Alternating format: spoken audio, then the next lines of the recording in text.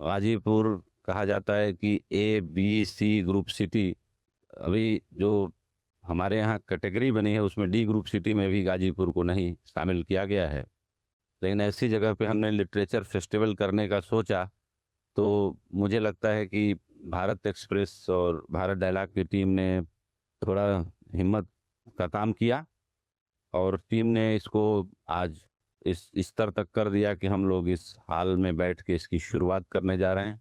It's privilege to us, professor Sukhlal, because you understand Hindi little bit, but usually I would like to speak in Hindi because Hindi is my mother tongue and I always feel proud to be always speak in Hindi।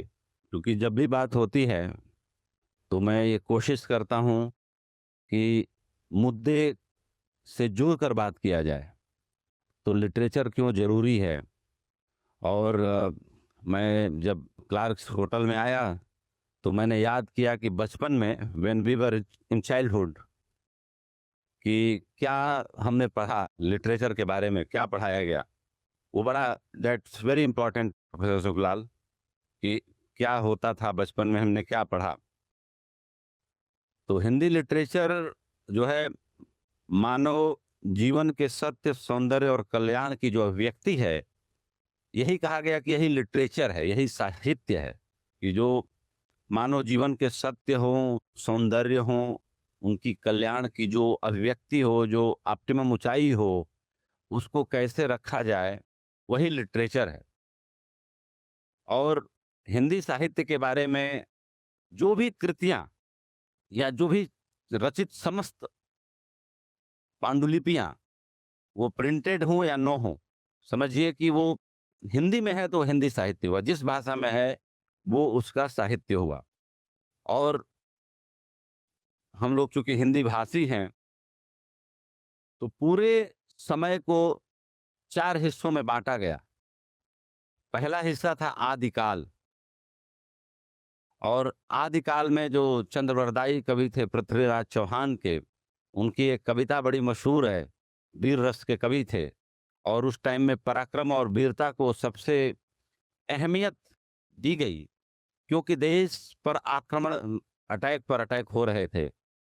Mohammad Ghori का जो आक्रमण था वो भारत के लिए बड़ा चुनौतीपूर्ण था, और पृथ्वीराज चौहान अकेले लड़ रहे थे। और उससे बहुत पहले भारत के जितने राजा थे अपने छोटे छोटे लालचों के कारण बढ़ चुके थे। वो हम चंद्रगुप्त और आचार्य चाणक्य के वक्त से ही हम जान चुके थे, देख चुके थे। बुद्ध महावीर के वक्त से ही हम जान चुके थे, देख चुके थे।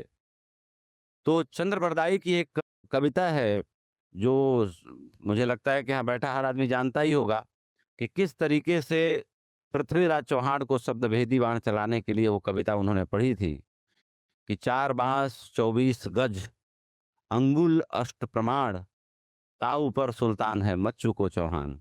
और पृथ्वीराज चौहान ने वो शब्दभेदी बाण चलाया, और शब्दभेदी बाण के कारण मोहम्मद गोरी मारा गया। तो उस तरह के कवि भी हुए, और उस तरह की भाषा को समझने वाले वीर पुरुष भी हुए। तो उस काल को आदिकाल कहा गया। और चंद्रवरदाई के साथ और भी कवि हुए, जगनिक हुए, सहरपा हुए, ये सारे लोग वीर रस के बड़े कमाल के कवि हुए। ये सब चीजें हम लोगों ने बचपन में पढ़ी, 6ठी 7वीं क्लासों में। तो मैंने कहा कि हमेशा जड़ों की तरफ लौटना चाहिए जब आप बोलते हैं। उसके बाद आया भक्ति काल। तो 1050 से 1400 ईस्वी तक जो है आदिकाल चला। उसके बाद भक्ति काल आया। तो भक्ति काल में मीरा, कबीर, वैदास, सूरदास, तुलसीदास, इन की रचनाओं के बारे में भारत देश का कोई ऐसा व्यक्ति, भारत में रहने वाला कोई ऐसा व्यक्ति नहीं होगा जो बहुत अच्छे से न जानता हो। मीरा के भजनों के बारे में, या कबीर की जो दोहे हैं उनके बारे में, या तुलसीदास की रामचरितमानस हो उसके बारे में। तो 1400 ईस्वी से लेके जो भक्ति काल रहा, करीब करीब मुझे लगता है कि 1700 से 1400 से लेके 1700 काल तक ये रहा। उसके बाद 1700 से लेके 1900 काल तक रीतिकाल रहा। तो रीतिकाल बेसिकली साहित्य में, लिटरेचर में श्रृंगार, सौंदर्य और नायिका भेद जो परिभाषा दी हमारे लोगों ने, इसका काल कहा गया। और उस वक़्त में बिहारी की कविताओं को बड़ा महत्व दिया गया। बिहारी, भूषण दास, ये सारे लोग थे जो उस काल के बड़े मशहूर कवि हुए। और उसके बाद आता है आधुनिक काल, और आधुनिक काल के बाद आता है पोस्ट मॉडर्निज़्म। तो आधुनिक काल में जयशंकर प्रसाद भी आ जाते हैं, प्रगतिवाद के रूप में निराला जी भी आ जाते हैं। तो ये इस तरीके से साहित्य को बाँटा गया। लेकिन साहित्य के बाद क्या आता है? साहित्य के बाद आता है ज्ञान, और ज्ञान के बाद क्या आता है? अध्यात्म। अध्यात्म से क्या पनपता है? प्रार्थना। प्रार्थना से क्या पनपती है? भक्ति। भक्ति से क्या पनपता है? परमात्मा और भक्त का एक हो जाना। यानी गुरु नानक जयंती थी, तो मैं, चूँकि जब कोई ऐसा अकेजन आता है, तो मैं उस महापुरुष के बारे में उस दिन ज़रूर थोड़ा बहुत ही 2, 4, 10, 20, 50 लाइन ही पढ़ता ज़रूर। तो एक बड़ी महत्वपूर्ण बात लगी गुरु नानक देव के बारे में, जो आप लोगों से मैं ज़रूर शेयर करना चाहूँगा। क्योंकि इस पृथ्वी पर कुछ कीमती लोग पैदा हुए, उसमें the kind of precious people came at this planet, Nanak Dev was one of them. तो उन्होंने मौत और जीवन के बारे में बड़ी अच्छी बात कही, और इससे प्यारी बात मुझे नहीं लगता किसी और ने कही होगी, इतने सरल सहज शब्दों में। उन्होंने कहा कि जब जीवन आता है तो ऐसे समझो कि घड़ी की सुई में जब 12 बजते हैं तो दोनों एक हो जाते हैं।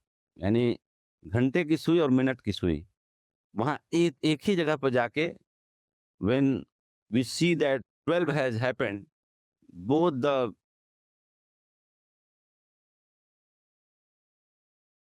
I can radius, whatever term we can use, both minute and hours denominators go there at one place.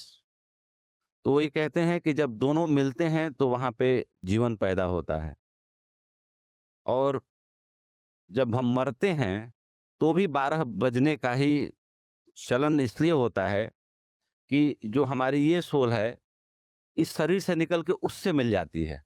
यानी कोई चीज़ आती है तब 12 बजता है, तब हमारा जन्म हो जाता है। कोई सोल हमारे अंदर आ जाती है। Some soul just entered into us. So हम जीवन प्राप्त कर लेते हैं। We came into life.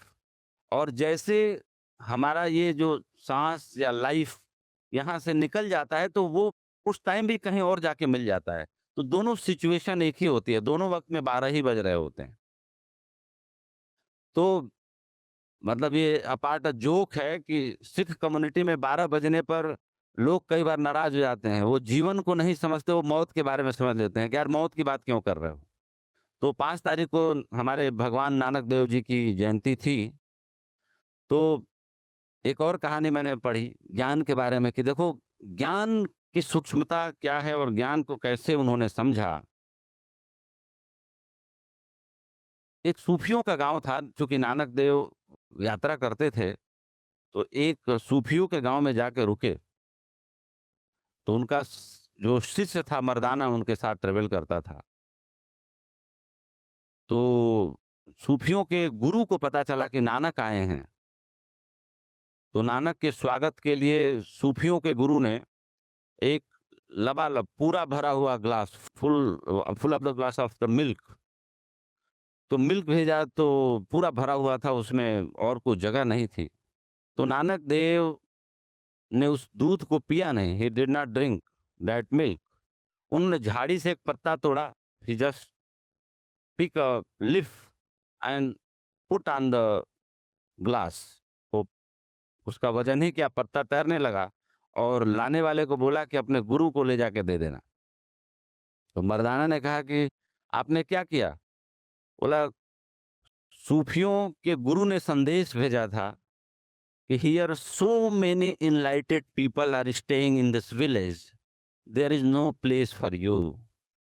I I have sent a signal that I am not going any place. So that's why I picked up a leaf and just put on the top of the glass.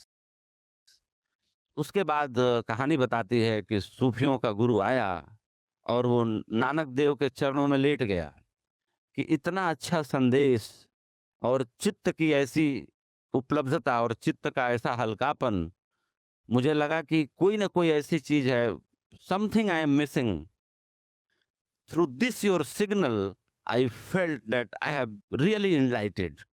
इससे पहले तो before that I was just going here and there, but I was not enlightened. I was pretending that I am enlightened, but due to this incident I really enlightened. तो साहित्य का मतलब क्या है? हमें किताब की शिक्षा देना नहीं है, हमें हमारी आत्मा को शिक्षित करना है, हमें जगाना है, हमें रोकना नहीं है। अक्सर हम देखते हैं कि पूरी की पूरी पीढ़ी कहीं न कहीं शिक्षा में कोई ऐसी बुनियादी भूल हुई है, जिसके कारण हमें शिक्षा वही समझ में आती है जो हमें रोज़गार दे, एम्प्लॉयमेंट दे। वो शिक्षा है ही नहीं। लेकिन हमें स्कूलों में 100 सालों से वही पढ़ाया जा रहा है।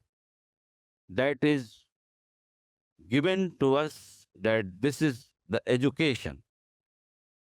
एजुकेशन वो है जो आदमी को मुक्त करे। जो हमको पढ़ाया जाता है, वो हमें सूचनाएँ दे दी जाती हैं।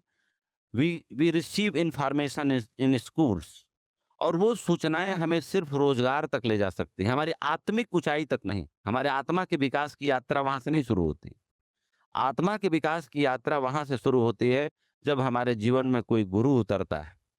वो किताब के रूप में उतरे या आदमी के रूप में उतरे, जो हमारे अंदर के कूड़ा-करकट को जला देता है। ठीक वैसे ही जैसे कोई गार्डनर हो, कोई माली हो, कोई पेड़ की शाखाओं को काट-काट के उस पेड़ को सुंदर बना दे। जहाँ माली नहीं होता, वहाँ बागीचा नहीं होता, वहाँ जंगल होता है। बागीचा वहाँ बनता है जहाँ कोई माली आ जाता है अपने हाथों में हुनर लेके। तो कहते हैं कि ऐसा शिक्षक जो आपके अंदर के कूड़े-कचरे को, आपके अंदर के अधकचरे ज्ञान को जला के आपको कोरा कागज़ बना दे, जहाँ कुछ लिखा जा सके, जहाँ कुछ लिखने की संभावना बच सके, वही ज्ञान है। जो आपके कागज़ को गोद-गोद के अखबार बना दे, जो 2 घंटे बाद रद्दी हो जाए, तो फिर अच्छा है कि हम स्वयं को रद्दी ना बनने दें। कम से कम अपने ऊपर कुछ उतरे, कुछ लिखा जाए, कोई गुरु बोले तो कुछ समझने की क्षमता हमारे अंदर बची रहे। अगर हम इतना भर जाएँ कि हमारे बीच कोई जगह ही ना बचे, तो फिर बड़ा मुश्किल है कि हमारे अंदर रूपांतरण हो सके। तो साहित्य की जो सेवा गाजीपुर ने की है, गाजीपुर लिटरेचर फेस्टिवल की बात है, तो मैं बताना चाहूँगा कि इन सभी महानुभूतियों से मुझे मिलने का मौका मिला। I was so fortunate that I met doctor Kuber Nath Rai, I met doctor Viveki Rai, I met Dr. P.N. Singh, I met Dr. Bholanath Gehmari. I read about Vivekananda and Pahari Baba's discourse and communication and relation of yoga and adhyatma. And Swami Ramakrishna Paramhans sent him that only one person is alive at this in this country who can teach you about yoga and dhyan. And he all the way came to Gazipur from West Bengal. तो इस तरह से जो यात्रा हुई और विवेकानंद यहाँ पे रहे, जो अध्यात्म और अध्यात्म के प्रचार के इकलौते प्रतिनिधि रहे, जिन्होंने अमेरिका तक भारत के अध्यात्म का झंडा फहराया और दुनिया को बताया कि भारत का अध्यात्म क्या है। और मैं आज बताना भी चाहूँगा कि जो हमारा जितना सनातन का साहित्य है, वो बहुत ही अनूठा है। देखिए, हिंदू देश भारत रहा, इस पर इतने हजार आक्रमण क्यों हुए? उसका एक बड़ा गहरा कारण है।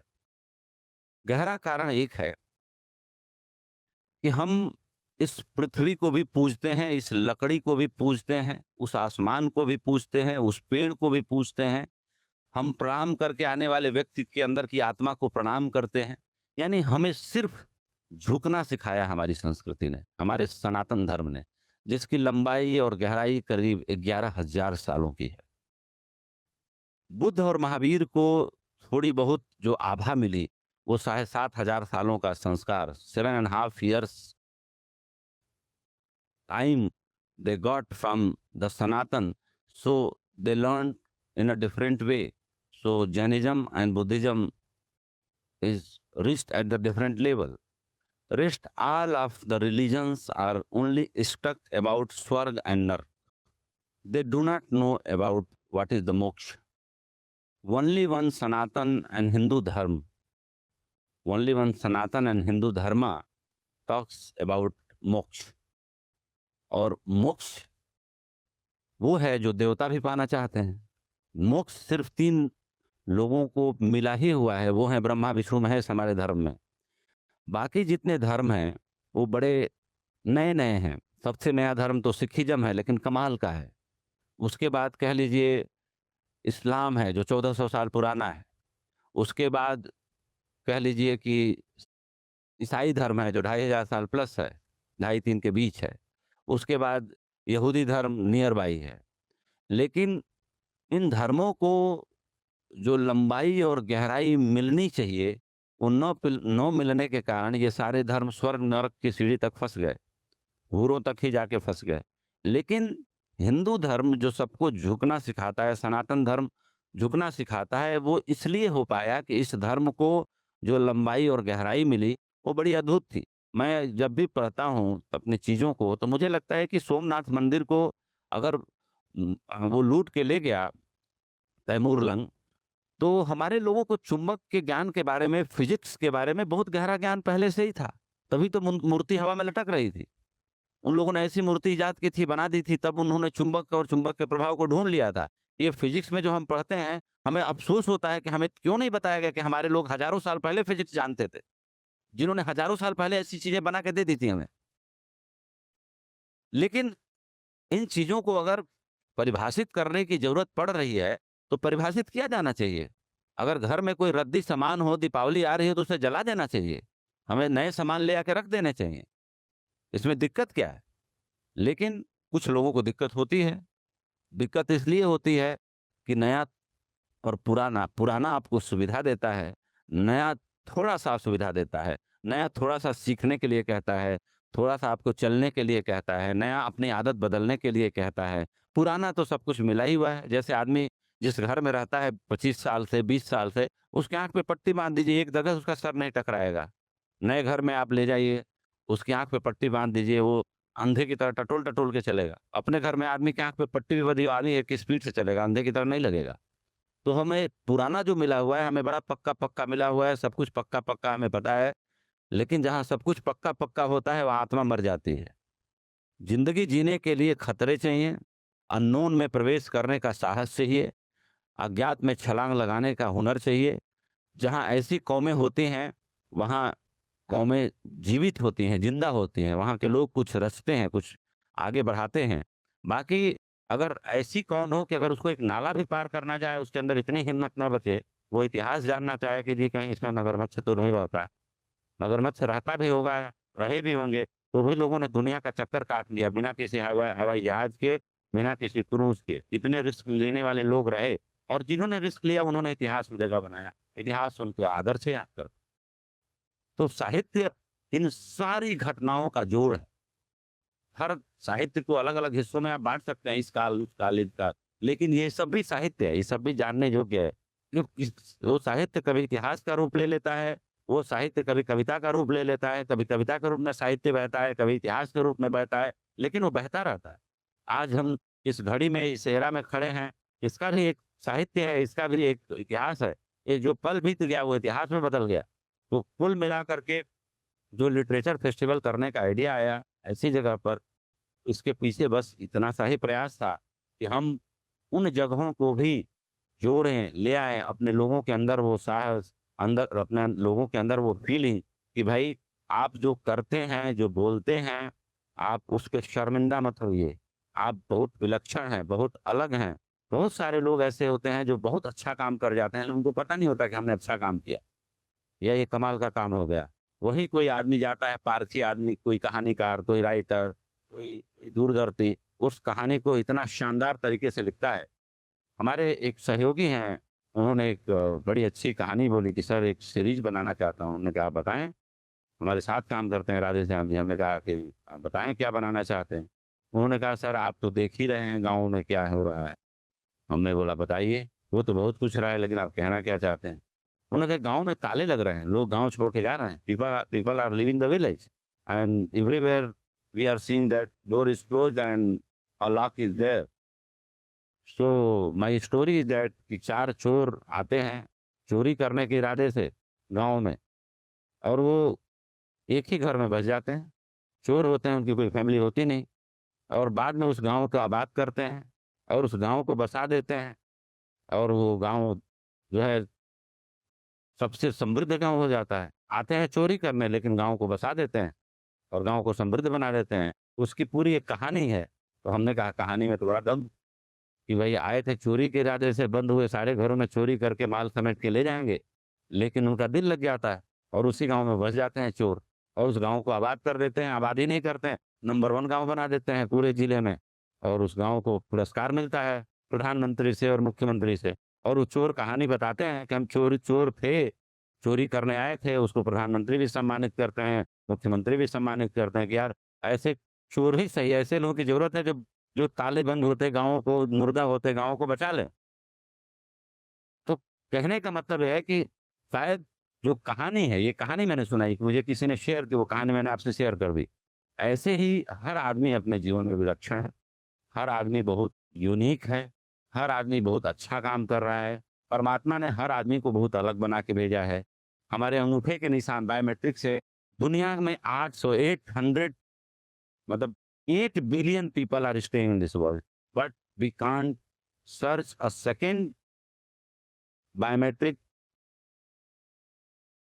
Which is matching with other person. किसी की आई रेटिना मैच नहीं कर सकती। Anybody's eye retina can't be replicate my thumb impression. So भगवान ने जो ये दुनिया बनाई है बहुत विलक्षण बनाई है, बहुत अलग बनाई है, नए तरह से बनाई है, बहुत बहुत बहुत प्यारी दुनिया बनाई है। अब होता ये है कि हमारा मन जैसा होता है हम दुनिया को वैसा ही देखते हैं। जब हम खुश होते हैं तो दुनिया बहुत सुंदर लगती है, जब हमारा मन खराब होता है, सब कुछ बाहर वैसा का वैसा ही होता है लेकिन ये दुनिया हमें खराब लगती है। तो सब कुछ हमारे मन और करने पर निर्भर करता है।